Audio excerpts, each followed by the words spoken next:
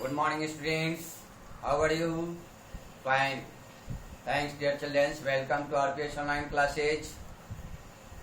प्यारे बच्चों, अभी हम लोग स्टैंडर्ड 9th का हिंदी कृति का चैप्टर 3 पार्ट 3 रीढ़ की हड्डी जगदीश चंद्र माथुर द्वारा रचित रीढ़ की हड्डी को पढ़ेंगे। सबसे पहले हम लोग प्यारे बच्चों लेखक परिचय पर चलेंगे। आप लोग सामने किताब कॉपी निकाल लें और पढ़ें। मैं बार बार कहता हूं कि हिंदी हमारी संस्कृति और संस्कार है। हिंदी हमारी संस्कृति और संस्कार है। तो हमें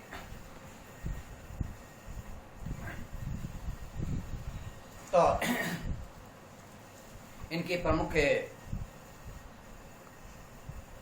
जो कृतियां है, कृतियों का जो लिखा है उसका वर्णन किया है, उसके बारे में हम लोग पढ़ेंगे। तो हमारे प्रसिद्ध नाटककार जगदीश चंद्र माथुर का जन्म 16 जुलाई 1917 ईस्वी को उत्तर प्रदेश के एक छोटे से कस्बे खुर्जा में हुआ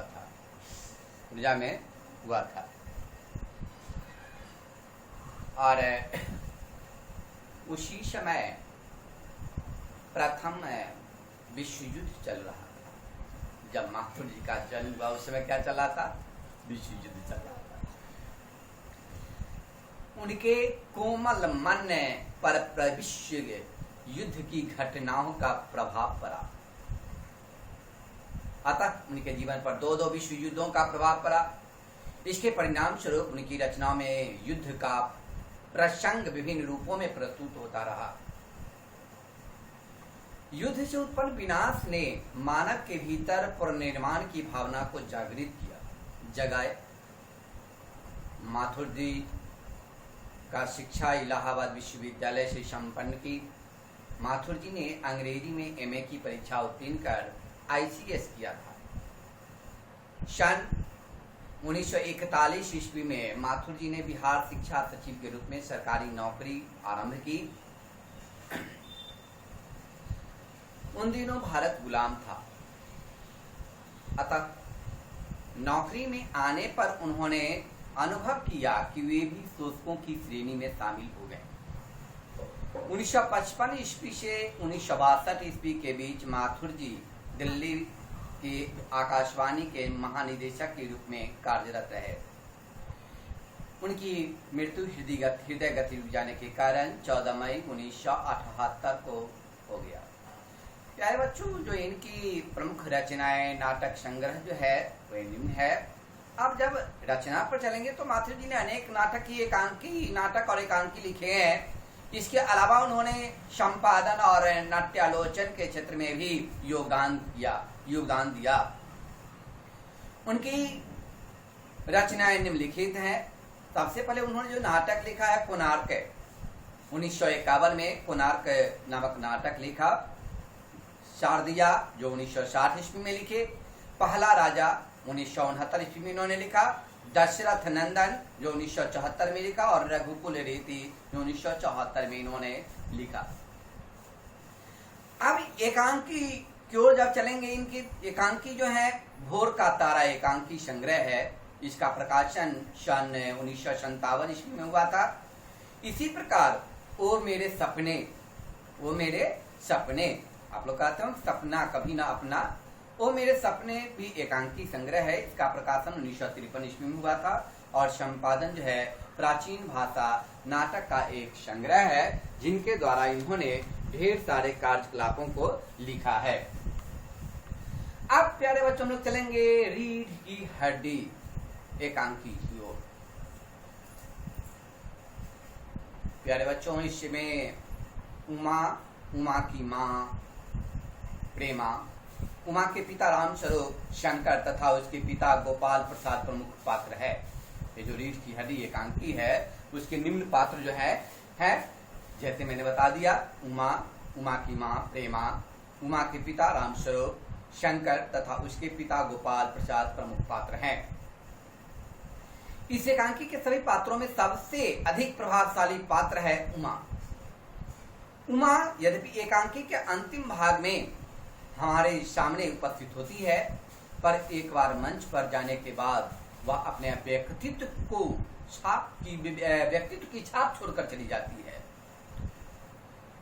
महिला पात्रों के माध्यम में से समाज में स्त्रियों के प्रति व्याप्त रूढ़िवादी जकड़ी हुई मानसिकता पर चोट करते हुए स्त्रियों की शिक्षा से उत्पन्न उनके साहस और आत्मबल को प्रदर्शित किया है।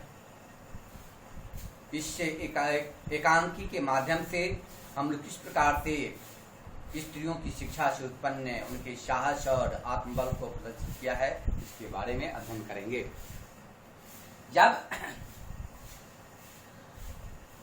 लेखक माथुर एक अधेड़ उम्र के व्यक्ति रामस्वरूप और उनके नौकर के बारे में बता रहे हैं कि नौकर बताई गई बात को ध्यान से नहीं सुनता है। आप लोग भी जब भी कोई बात कहा जाता है, आप लोगों को भी कुछ लाने के लिए, कुछ देने के लिए, कोई काम करने के लिए तो थोड़ी भूल चूक हो जाती है, तो ध्यान से नहीं सुनता है। जो कुछ उसे करने के लिए कहा जाए वह उसका उल्टा ही करता है। आप लोगों को यदि कभी पापा मम्मी पानी लाने के लिए कहते हैं तो आप बार बार कहते हो क्या कहें, और वे तो सुना और जाने के वक्त भूल जाता था कि मैं क्या करूं। कोई कपड़े लाने के लिए कहा गया तो खाद्यान्न सामग्री ले आया, खाद्यान्न सामग्री लाने के लिए कहा गया तो कपड़े लेकर आ गया, एवं प्रकार से जो किया तो वह उसका उल्टा ही करता था, इसलिए उसे बार बार डांट खानी पड़ती थी। अब बाबू स्वरूप ने उसे बिस्तर पर बिछाने के लिए चादर लाने के लिए कहते हैं। वह अंदर जाकर धोतियां मांगने लगता है।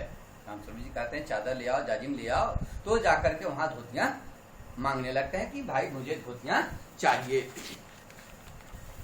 जब धोती लेकर के आते हैं तो वे फिर डांट फटकार खाते हैं। एवं प्रकार से उन्होंने अब यहाँ की ऐसी स्थिति बन जाती है कि रामस्वरूप और उनकी पत्नी प्रेमा के वार्तालाप द्वारा स्पष्ट होता है कि उनकी उच्च शिक्षा प्राप्त पुत्री उमा को विवाह के उद्देश्य से देखने के लिए वर पक्ष के 2 लोग आने वाले हैं। वर पक्ष जानते हैं कि आज के युग में लड़की की शादी करना कितनी नामुमकिन हो गई है। कहते हैं लड़कों वालों ने अपने बच्चों को नर्सरी से लेकर के ग्रेजुएशन तक, एमए तक, बीए तक जो खर्च करते हैं वे एक एक पैसे को जोड़ करके रखते हैं और उसका इंटरेस्ट जोड़ करके चाहते हैं कि लड़कियों वालों से ले लो। तो लोग आने वाले होते हैं।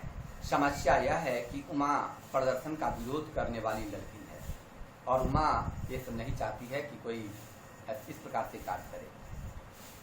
उसके माँ बाप मेहमानों की आव भगत के बाद सारे संसाधन जल्दी जल्दी जुटाने में लगे हैं। आप लोग भी जब कोई अतिथि आने लगते हैं, क्योंकि हम लोग क्या है कि अतिथि देवो भव, अतिथि आने वाले होते हैं तो उनके आने से पहले ढेर सारे हमें सामग्रियों का व्यवस्था करना पड़ता है, रख रखाव की व्यवस्था करना पड़ता है। तो उसके माँ बाप मेहमानों के आवागत के सारे संसाधन जल्दी जल्दी जुटाने लगे। उन्हें बराबर यह चिंता सताई जा रही है कि दक्यानुषी विचारों वाले उन बाप बेटों की कहाँ हमारी बिटिया नापसंद ना हो जाए, हमारी बिटिया नापसंद ना हो जाए। एवं प्रकार से उन्हें व्यवस्था भी करते थे और डर का भी सामना करना पड़ता था। डर भी लगता था कि कहीं जो है नापसंद ना कर दे। अब इन सारी बातों को ध्यान में रखते हुए उन्होंने अपनी इन विशेष परिस्थितियों में आकर भी वे दोनों वर कन्या नेक जगमाही वर पक्ष कन्या पक्ष के यहाँ आने वाले हैं उनकी कन्या को देखने के लिए, और उन्हें ढेर सारे सामग्रियों का व्यवस्था करनी है। आने वाले अतिथियों का सत्कार करना है, सम्मान करना है। अब जो वर पक्ष के गोपाल प्रसाद और उनके सुपुत्र शंकर का आगमन होता है, गोपाल प्रसाद और शंकर का आगमन हो जाता है। शंकर का विवाह रामस्वरूप की पुत्री उमा से होना है। शंकर का विवाह किससे होना है? तो रामस्वरूप की पुत्री उमा से होना है। लड़के वाले रामस्वरूप के घर पहुंचते हैं। लड़के वाले किसके घर पहुंचते हैं? रामस्वरूप के घर पहुंचते हैं, जहां उनका स्वागत किया जाता है। रीति अनुसार गोपाल प्रसाद और शंकर के समक्ष चाय वाय नाश्ते के साथ अनौपचारिक वार्तालाप शुरू होते हैं। खाने पीने, पढ़ाई लिखाई की पुरानी बातें हो रही हैं कि भाई किस प्रकार से आपकी लड़कियां पढ़ी, किस प्रकार से आपके लड़के पढ़े हैं, कहाँ तक लड़का लड़की का पठन पाठन चला है। इन सारी बातों से दोनों वर कन्या पक्ष के लोग जो है वार्तालाप करते हैं। अब आखिरकार गोपाल ने विवाह संबंधी अपने असली विचार प्रकट किए और कहा कि लड़की बहुत सुंदर और कम पढ़ी लिखी होनी चाहिए। लड़की सुंदर होनी चाहिए और कम पढ़ी लिखी होनी चाहिए। किसने किया? किसने ऐसी बातें किया? तो गोपाल ने किया। गोपाल ने विवाह संबंधी अपने असली विचार को प्रकट कर दिया कि भाई हमें सुंदर बहू चाहिए और कम पढ़ी लिखी चाहिए। इसके लिए वे तर्क देते हुए कहें कि नौकरी थोड़ी ही करानी है, उसे तो कम पढ़ी लिखी होनी चाहिए, उसे तो नौकरी हमें करानी नहीं है। ऊपर से पढ़ाई लिखाई करने वाली लड़कियां हर बात में बहस करती है। जो बहुत पढ़ी लिखी लड़कियां होती है वे बात बात में बहस करती है, पॉलिटिक्स पर बहस करती रहती है, जो हमें बिल्कुल पसंद नहीं आएगा, है ना। और जब बिल्कुल पसंद नहीं आएगा तो हमें इससे अच्छा है कि हमें अधिक पढ़ी लिखी लड़की बहू नहीं चाहिए, हमें अधिक पढ़ी लिखी बहू चाहिए ही नहीं। इन प्रकार से उन्होंने बातें किया। अब जब उनकी ये सारी कार्यकलाप हो गई, पान ने किस तस्कर लिए उमा पहुंचती है, प्रविष्ट होती है, उमा स्वयं पहुंच जाती है। अब उसकी आंखों पर चश्मा, उमा की आंखों पर चश्मा देखकर बाप बेटे चौंक उठते हैं। अभी तो ऐसे भी देखेंगे कि मरता क्या न करता। अभी तो हमारे परिवेश में सुंदरता निखारना जो है बहुत ही फैशन है। आंख खराब होना हो, चश्मा लगा लेना है, भिन्न भिन्न प्रकार का स्नो पाउडर लगा लेना है। लेकिन तो समझते हैं, मैं बार बार भी कहता हूँ कि तेल फुलेल क्रीम मखमल को नकली रूप सजाएंगे, तेल फुलेल क्रीम मखमल को नकली रूप सजाएंगे। हमारी जो ओरिजिनल है हमें अपने ओरिजिनल चेहरे पर ही रहनी चाहिए। वो ऐसन फैशन क्रीम फ्रीम जो है वो व्यर्थ हो जाता है कुछ समय के लिए, कुछ दिनों के लिए थोड़ी सी देखते हैं। जब बहुत ये होता है तो मन तो है, चले जाते हैं लोग और वहां जाकर के क्या करते हैं, अपने सारे प्रविष्टियों को देखते हैं और देख करके वे अपनी प्रविष्टियों के बारे में जानते हैं और जान करके उसकी बारे में जानकारी लेते हैं। अब रामस्वरूप साहब इनकार कर देते हैं कि गोपाल प्रसाद को उमा की चाल ढाल और चेहरे की छवि पसंद आ जाती है। उमा सितार बजाती हुई मीरा की भजन गाती है ना। आप लोगों ने सुना होगा कि मेरे तो गिरधर गोपाल दूसरो न कोई, जाके सिर मोर मुकुट मेरो पति सोई। इसी बीच, यानी इस धुन पर उन्होंने गाना गाया। इसी बीच उनकी आंखें शंकर की झेपती सी आंखों से मिल जाती है। वह गाते गाते अचानक रुक जाती है, गाती है गाते गाते ही अचानक रुक जाती है। उसके पिता रामस्वरूप पेंटिंग, सिलाई, कढ़ाई आदि में उसकी निपुणता के बारे में बताते हैं। गोपाल प्रसाद उमा से पूछते हैं कि क्या तुमने कुछ इनाम वगैरह भी जीते हो। उमा चुप रहती है और रामस्वरूप ज्यादा जोर डालते हैं। वह तो दृढ़ स्वर में कहने लगती है कि मैं क्या कहूँ। लड़की को तो वे कुर्सी मेज की तरह खरीदार को दिखा दिया जाता है। उसकी इच्छा अनिच्छा के बारे में लड़की को तो कुर्सी मेज की तरह खरीदार के में दिखा दिया जाता है। उसकी इच्छा अनिच्छा के बारे में तो कुछ पूछा ही नहीं जाता। क्या लड़कियों को दिल नहीं होती, उनके हृदय को ठोस नहीं पहुंचती? लड़कों के बारे में क्यों नहीं कुछ पूछा जाता? यह साहबजादे यानी शंकर लड़कियों के हॉस्टल के आसपास घूमते समय भगाए गए थे। ये नौकरानी के पैरों पर कर अपनी मुंह छिपाकर भागे थे। मैंने भी बीए पास किया है, कोई पाप नहीं किया। मुझे अपनी इज्जत, अपने मान का ख्याल है, मुझे अपने मान का ख्याल है। इन सारी बातों का उन्होंने अवतरित किया और इसी बीच में उन्होंने इसका प्रविष्टि किया। प्यारे बच्चों, इसमें इस कहानी को, इस एकांकी को पढ़ेंगे। पढ़कर सुंदर स्वर्णों अक्षरों में इसका आप लोग फेयर कॉपी कंप्लीट कर लेंगे। HW में लिख लेंगे, डू फेयर